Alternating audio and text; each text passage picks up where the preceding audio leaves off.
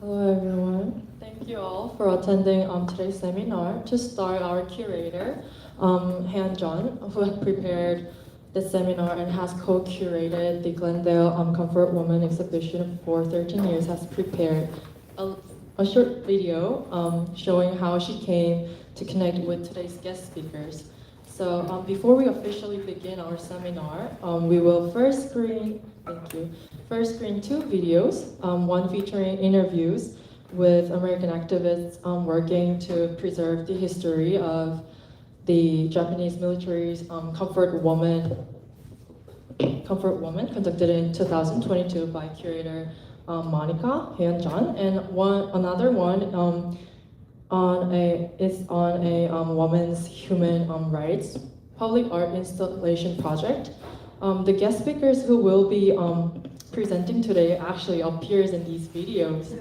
So, so through these videos, the message we want to convey is that history is not changed by great figures alone, rather by like every single person with willpower, rather than as an activist, as a scholar or a writer is an activist, a scholar and writer, and a true source of power. And so following the video screen, I will hand over the mic to our wonderful moderator, Helen Kyung-Sun-Yoon, after this video screen. Thank you.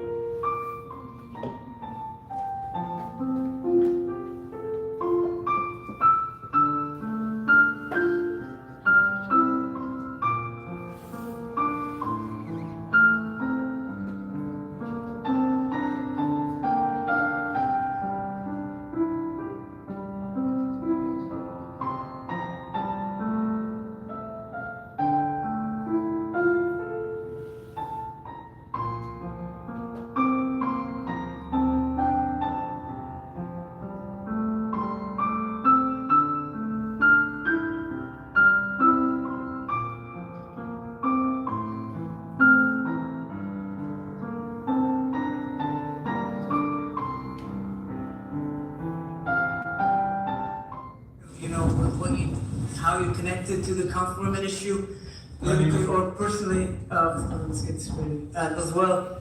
Personally, it's really interesting in terms of how you connected. So, yeah, please go ahead. My name is David Monkamp. I'm a member of the Progressive Asian Network for Action, TANA, and I've been involved in the comfort women support for several years. My biggest memory of Korean people in Japan was when I was a little boy. My mom took me shopping. She held my hand when I was about 6 or 7. And I saw 6 or 7-year-old Korean children playing by the side of the river. They had no home, and they lived inside of 5-gallon tin homes that were made out of wood. And I asked my mom, why do they live there? And she says, I don't know, they're Korean. And I never had that question answered. And ever since that time, I've searched for why Koreans have to live near the river without homes. And over the years, I found out why. And I'm still fighting for the equality of Korean people and justice for comfort women as well. My name is Tracy Kato Kiriyama. I am an artist, a writer, and performer based in Los Angeles. And I am supportive of this issue because to me it's not just an issue,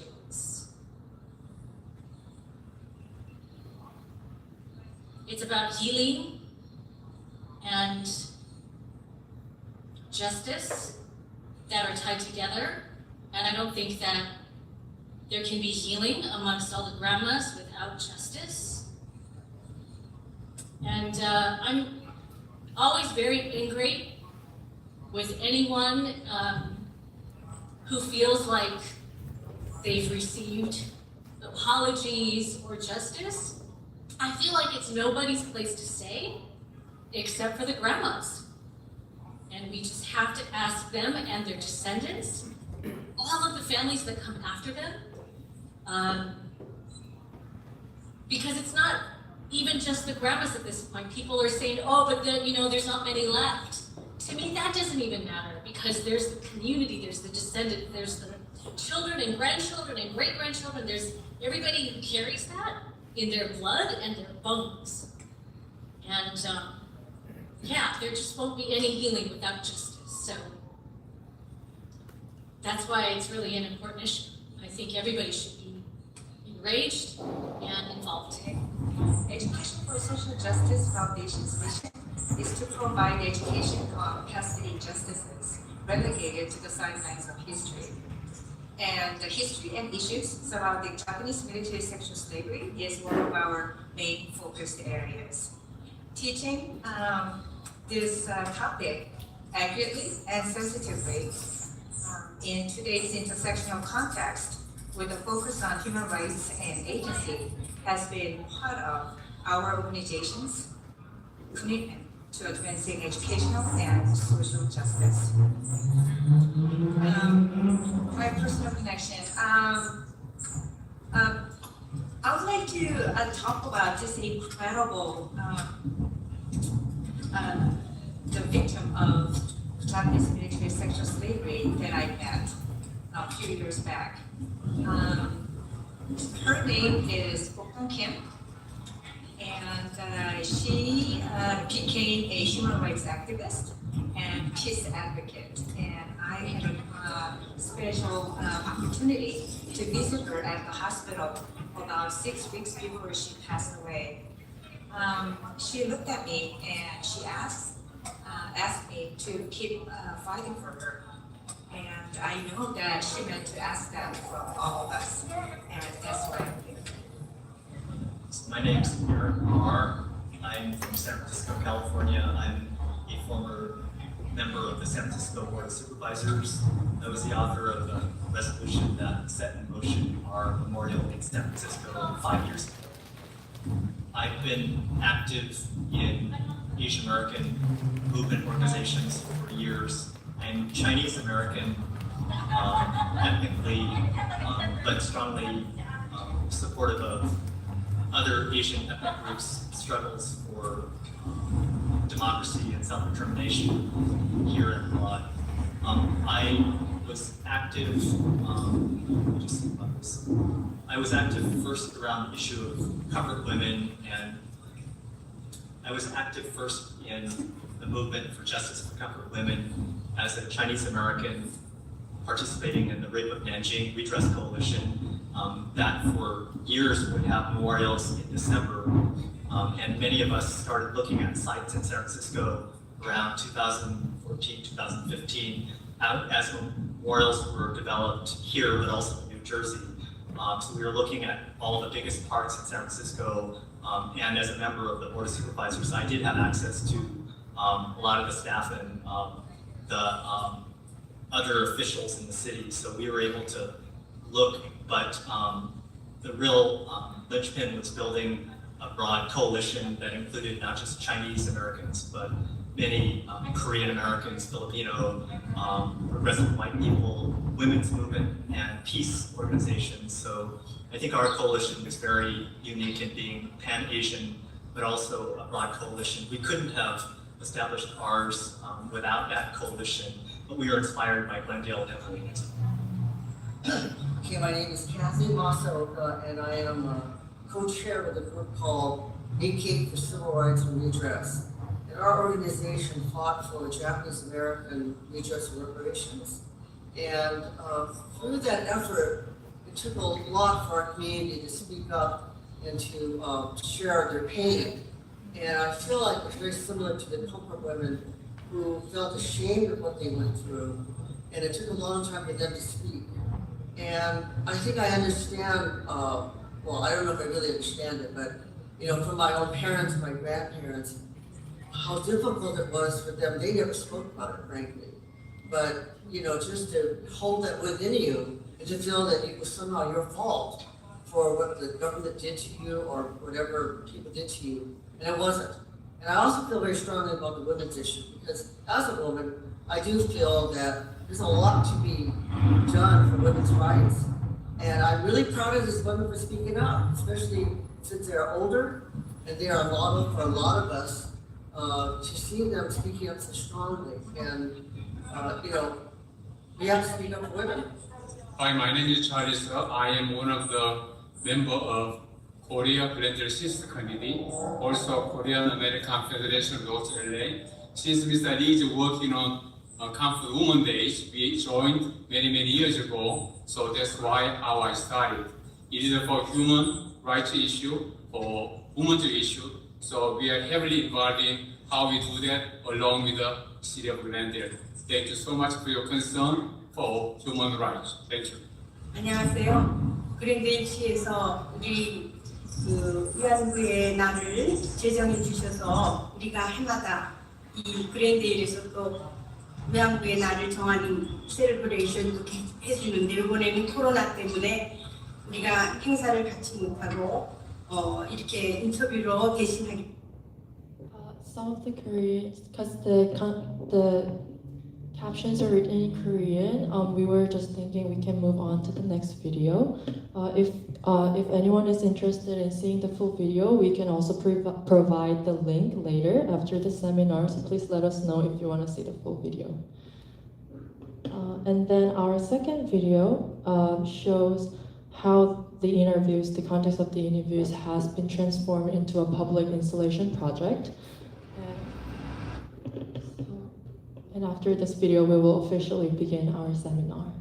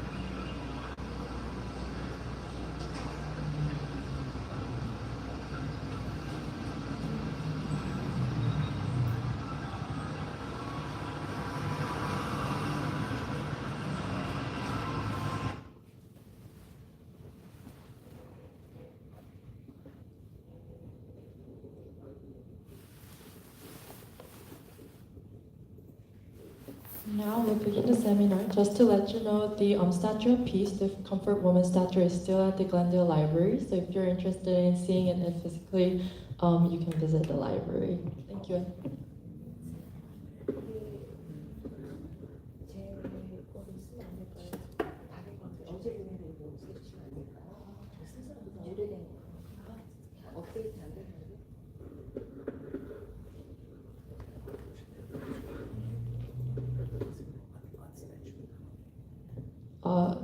We just have to figure out something. Could you? Do you want me to just start talking? Oh yeah.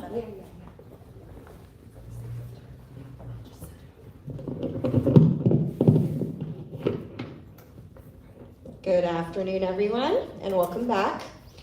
My name is Helen Kyungsun Yoon, and I'm honored to once again serve as your moderator for session 1. I currently serve as the assistant principal at Claire Lilienthal K-8 school in San Francisco Unified School District, and I've dedicated more than 15 years to public education as a teacher, instructional leader, and school administrator. Throughout my career, I've been committed to creating equitable and inclusive learning environments where all students can thrive and where history, identity, and diverse perspectives are recognized as essential parts of education. As a Korean American educator, this work is especially meaningful to me. I believe education has the power not only to preserve historical truth, but also to cultivate empathy, critical thinking, and the courage to stand in solidarity with others. Those values are at the heart of why gatherings like today matter. I also have the privilege of serving as the teacher committee chair for the Education for Social Justice Foundation, where I support efforts to advance human rights education and help educators bring complex and often overlooked histories into classrooms with care, accuracy, and integrity. I'm currently pursuing a doctorate of education in organizational leadership at USF, where my research focuses on educational leadership and equity. It is a privilege to be here again with all of you today, and I look forward to continuing this important conversation as we explore how education, community engagement, and solidarity can help shape a more just future. With that, welcome back to the second day of our symposium. Before we begin today's program, I'd like to take a moment to reflect on where we left off yesterday. Throughout yesterday's sessions, we deepened our understanding of the history of Japanese military sexual slavery and the ongoing pursuit of truth and justice. Sung reminded us of the essential role education plays in preserving historical memory and ensuring that future generations understand both the history and its continuing relevance. We then broadened our perspective through Anahid's comparative examination of the Armenian and Korean experiences. By walking us through 3 landmark legal cases, she illustrated both the possibilities and the limitations pursuing historical justice through the courts, reminding us that legal accountability is only one part of a much larger journey towards recognition and healing. In the afternoon, Professor Dudden challenged us to examine the evolution of historical denialism with Japan and to consider how governments, institutions, and public narratives shape collective memory. Professor Hong then invited us to think more critically about the language we use, particularly the term comfort, and how words themselves can either obscure or reveal the lived realities of survivors. We also heard from Michael Hausfeld, whose decades of pioneering international human rights litigation offered a powerful reminder that while legal action alone cannot resolve historical injustice, the law remains an important tool in the broader pursuit of accountability, recognition, and human dignity. Together, yesterday's presentations challenge us not only to understand history more deeply, but also to think critically of how history is remembered, interpreted, taught, and defended. Today, we build on those conversations by asking an equally important question. Once we understand the history, how do we ensure it continues to live on? Today's sessions will explore how education, art, public memory, and collective action preserve historical truth, strengthen solidarity across communities, and inspire future generations to carry this work forward. As we move through today's program, I invite all of us to think not only about remembering the past, but about the responsibility we share in transforming memory into action. With that, it's my pleasure to introduce our first speaker, Sang-Son. A quick speaker introduction on her. Sang-Son is the co-founder and executive director of the Education for Social Justice Foundation and a lifelong educator and advocate for human rights education. I'll talk a little bit slower while we're doing some tech. She pioneered Northern California's first public Korean English two-way immersion program in 1994 and has spent decades developing curriculum that helps students engage thoughtfully with history, identity, and social justice. Her educational resource guides on Japanese military sexual slavery have been adopted through SFUSD, and her advocacy has expanded internationally through United Nations, where ESJF holds special consultative status with ECOSOC. I don't know what that stands for. ECOSOC. Through her work, Ms. Son has shown that education is one of the most powerful tools for preserving historical truth and promoting justice. Please join me in welcoming Sang-Son.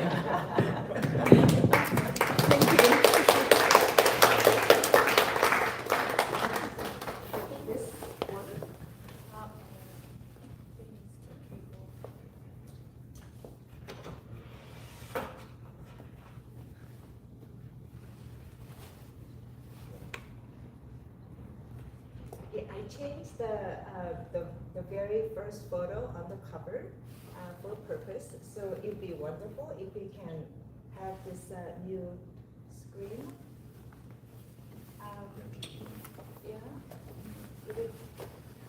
Otherwise, we can just use the file on your laptop.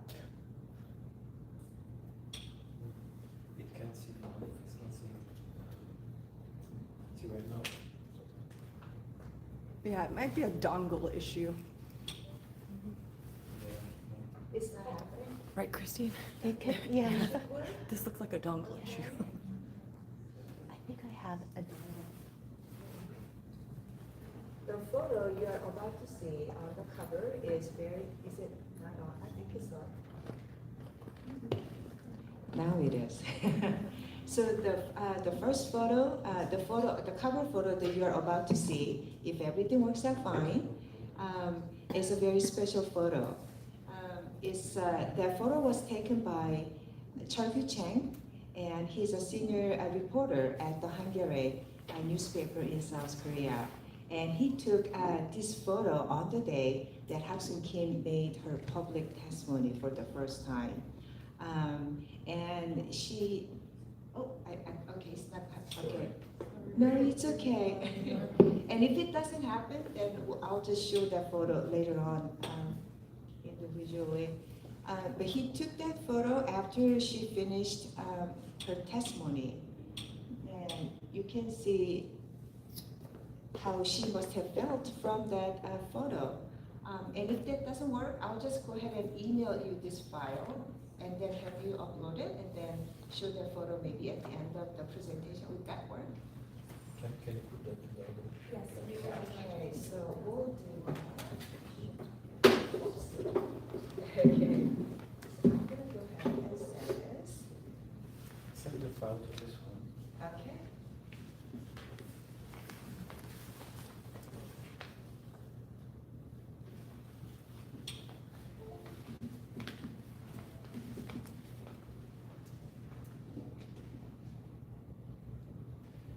It's strange how it's not showing, and I hope it works this time.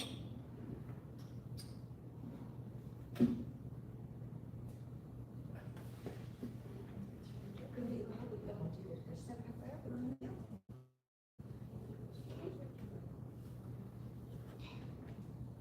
It was working. Yeah, it was working.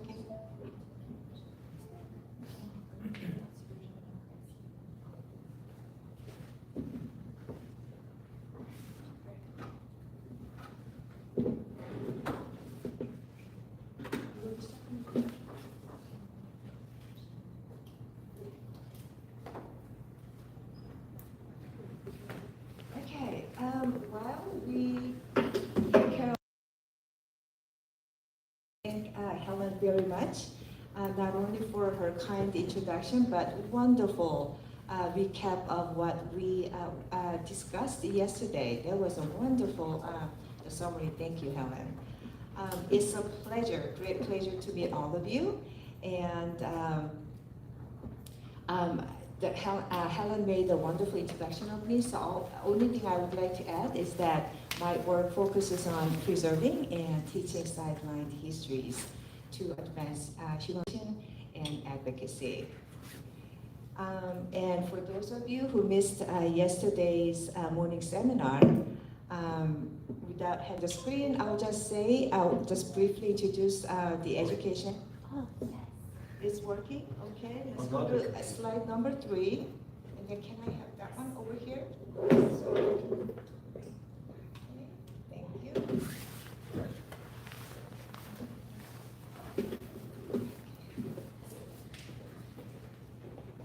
Okay, so I would like to add to the introduction that Helen made about ESJF. Our mission is to provide education on past injustices that have been relegated to the sidelines of history.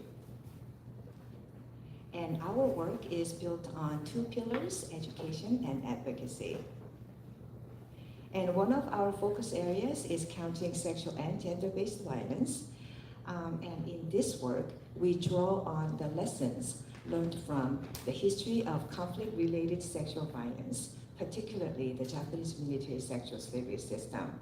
We also build on the progress achieved through transnational women's human rights movement led by survivors of conflict-related and sexual-based violence. All forms of sexual-based violence. Things are working fine, okay? And today I am delighted to share ESJF's efforts to preserve the history of Japanese military sexual slavery system and advance human rights education through initiatives in San Francisco, California, South Korea, Japan, and at the United Nations. ESJF's early work began within the San Francisco Unified School District, SFUSD. It's California's first public school district, established in 1851. And please raise your hands if you have seen these painted ladies in San Francisco.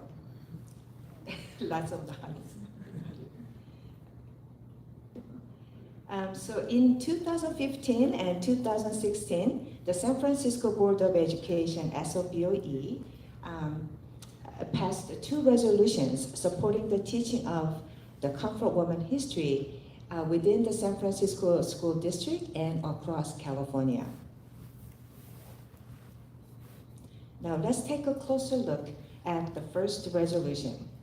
On October 13, 2015, the SFUSD adopted Resolution 158-25A1, recommending that this history of comfort woman be included in the district's 10th grade World War II curriculum.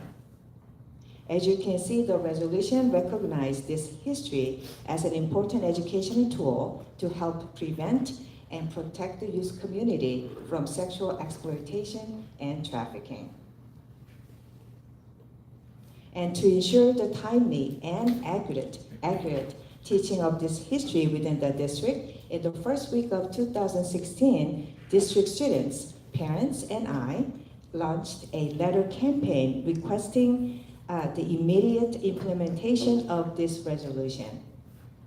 And this, what you are seeing is the campaign letter drafted by parents and me. In response to the request, SFUSD's Curriculum and Instructions Humanities Department asked me to collect and recommend teaching materials for the district. And in April 2016, the Board of Education adopted Resolution 164-26A2 in support of including the comfort woman history in the statewide history curriculum. And we talked about a history and social science framework that was adopted statewide yesterday. And this is in relation to the 2016 adoption of history and social science framework. And I spoke at this meeting in support of the resolution. And more than a year later, in January of 2018, when the SFUSD Curriculum and Instructions Humanities Department informed me that the department still needed more time to develop the curriculum on this history, I decided to go ahead and write the resource guide with 2 high school teachers instead of waiting for the district to do it. So 2 months later, in March 2018, ESJF was able to publish Comfort Woman History and Issues Teacher Resource Guide. And the Student Resource Guide also was published in the same year.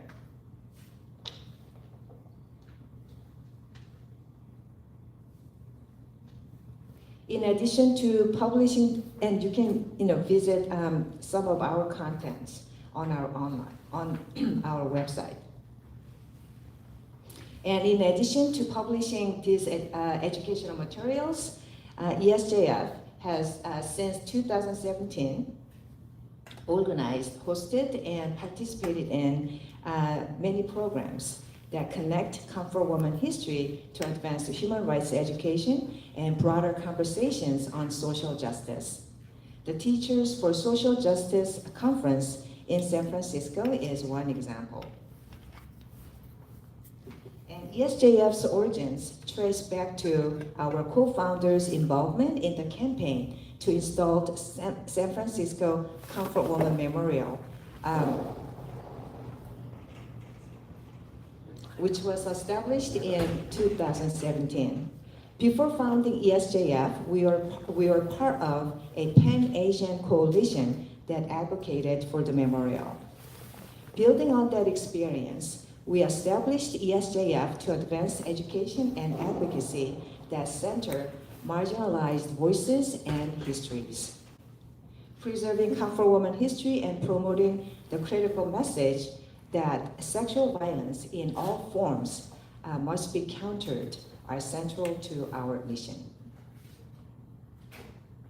To commemorate the 30th anniversary of Hak-Sun Kim's historic public testimony as the first survivor to speak out about her experience in the Japanese military sexual slavery system, ESJF organized a 2-day community program. I think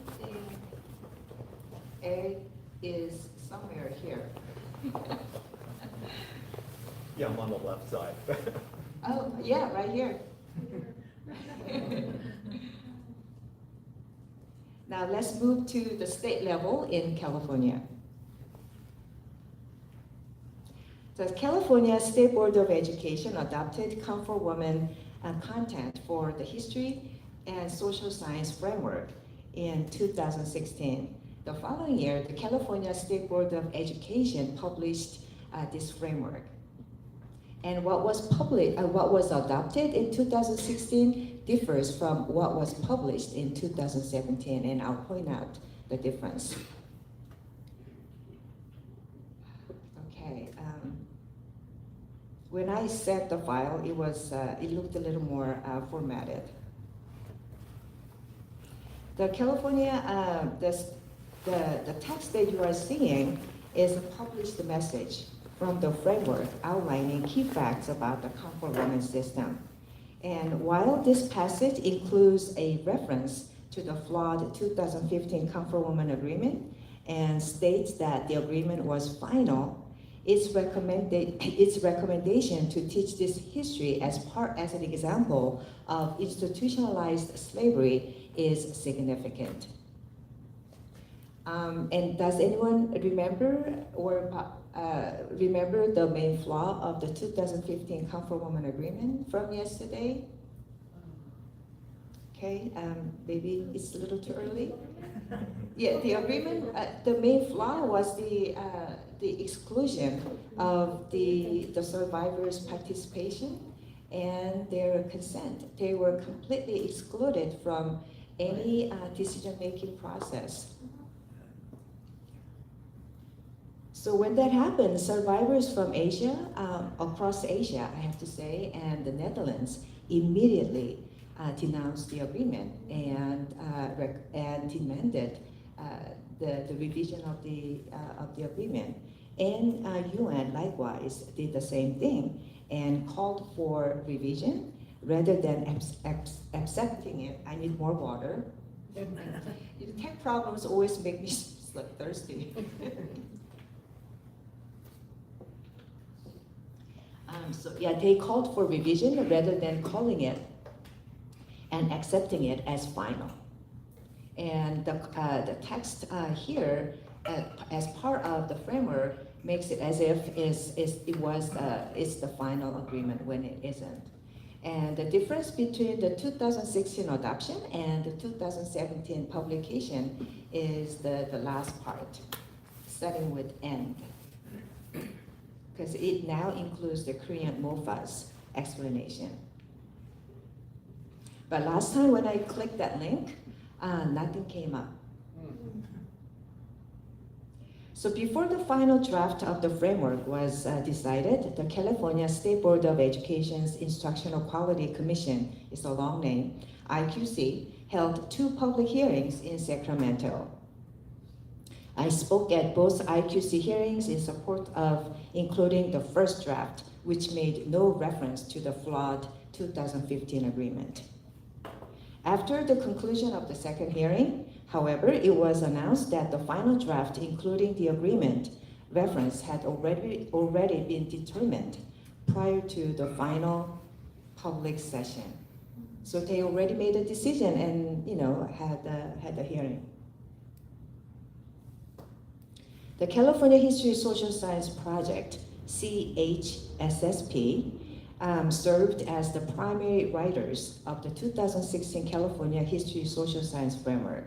In 2019, CHSSP developed a source set or a lesson plan unit on the history of comfort women for the high school history teachers.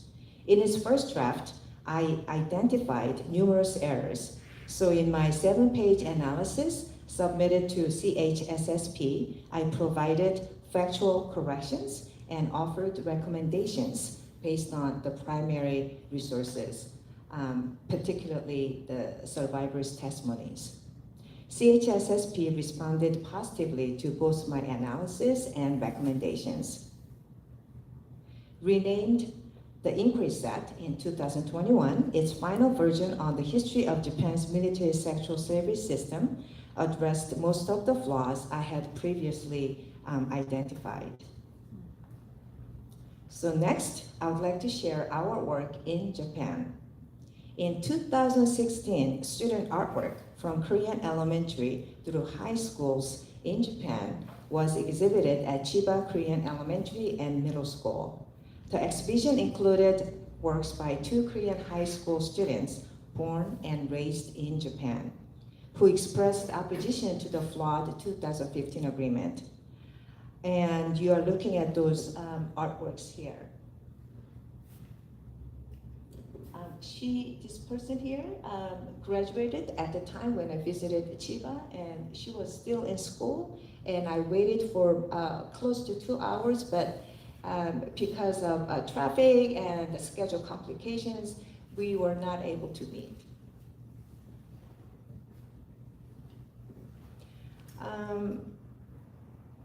So following an exhibition featuring these 2 artworks, the mayor of Chiba cut the city's funding for the school. And in response to this funding cut, ESJF launched our first international advocacy initiative in December 2016. So in the summer of 2017, ESJF provided the school with $5,000 in financial support. And the person to my right is the principal And these are two middle school students, and she is the art teacher. In 2021 and 2022, ESJF also held student art competitions for students at Chiba Korean Elementary and Middle School to continue supporting their voices through art. The selected artworks are shown here. There are 7 pieces altogether. And do you see any hatred toward any type of ethnicity or race from their paintings? Yeah, I gave them no themes or anything. It was like, please express what's important to you and any message that you'd like to share with your communities or society and the world, and that's what they drew. I revisited the school in 2023, and ESJF continued supporting the school until it closed this year. Now let's turn to South Korea.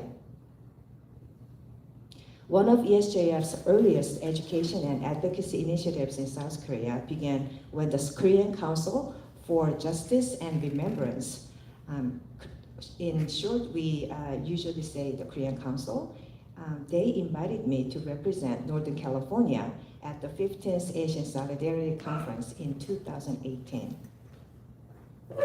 Since then, I have spoken at the Wednesday demonstration several times in support of the survivors, seeking justice and remembrance.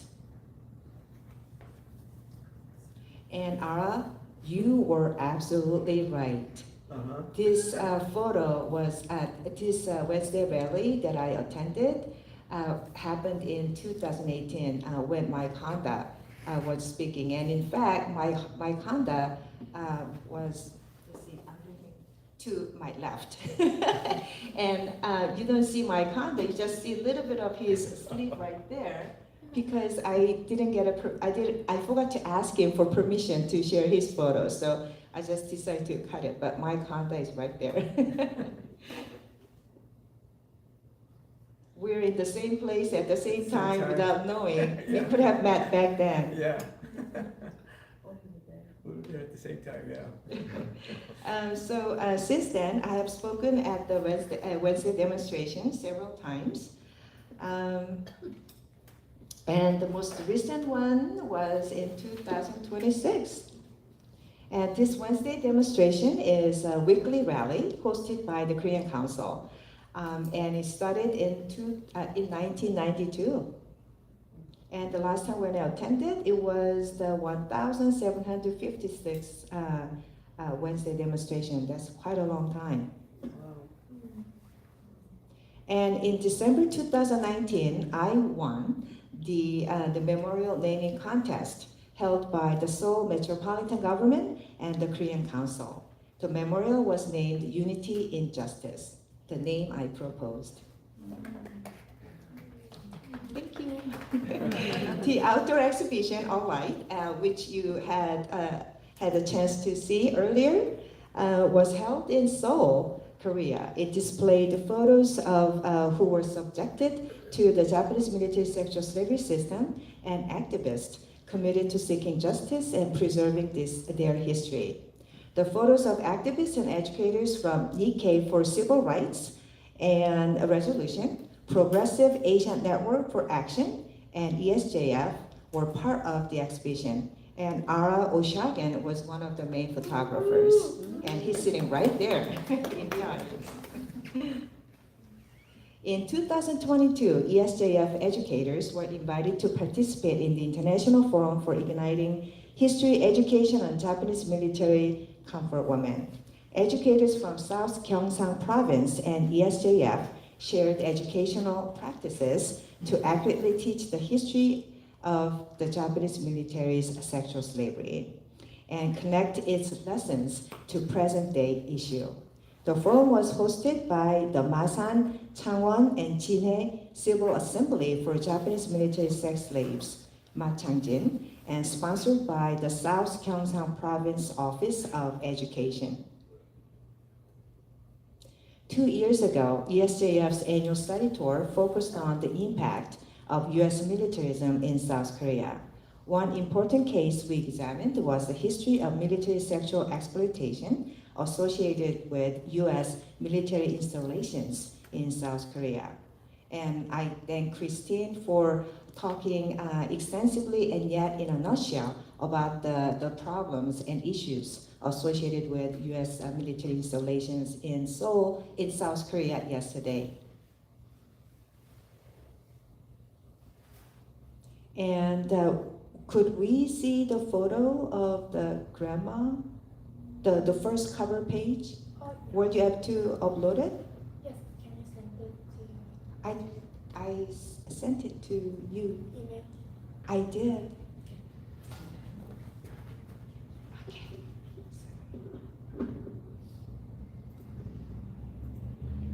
Yeah, I really want to share this photo because I don't think many people has seen it yet. Oh, it's not showing again. I guess there's something about this photo. So I'm gonna just walk around later on and show the photo. Sorry, it's not showing up. Yeah, but okay. So I'm just gonna go to. Google it. Pardon me? You could just Google it and find it.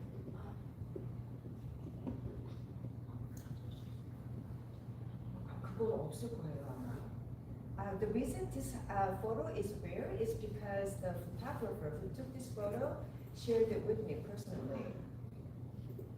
So I just feel so blessed to be able to collaborate with those many people who have trusted me for sharing their the photos. So what I'm gonna do is just I don't understand why that I can't show that one.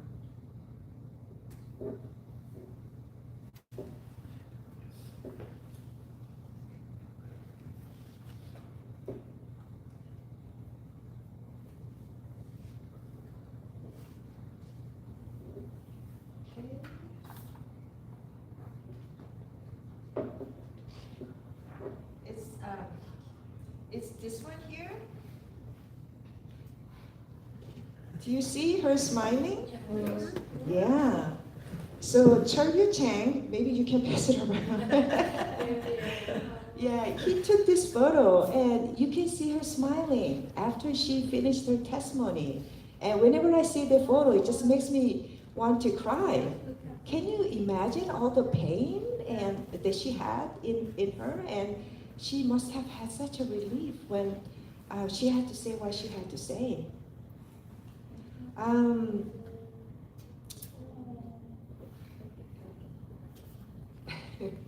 And it looks like almost, yeah, so, and also if you look at this photo over here in the bottom left corner here, when we were doing our study tour, we visited one of the US military installations, and then we went to the Korean National the Museum, History Museum, and he came with us and he took a photo of us. So that's his photo as well. And from this photo, you can see our moderator, Helen Kyung-san Yoon, right here.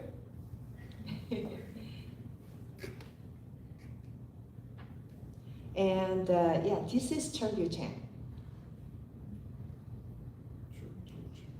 And I also want to bring your attention to see the photo on your right. It's the most recent photograph he shared with me, and it captures the moment the South Korean National Assembly announced the vote result to impeach President Yoon Suk-yeol following his declaration of martial law on December 3rd, 2024. And you can see how mom and daughter are so happy to hear that result. And they made it happen.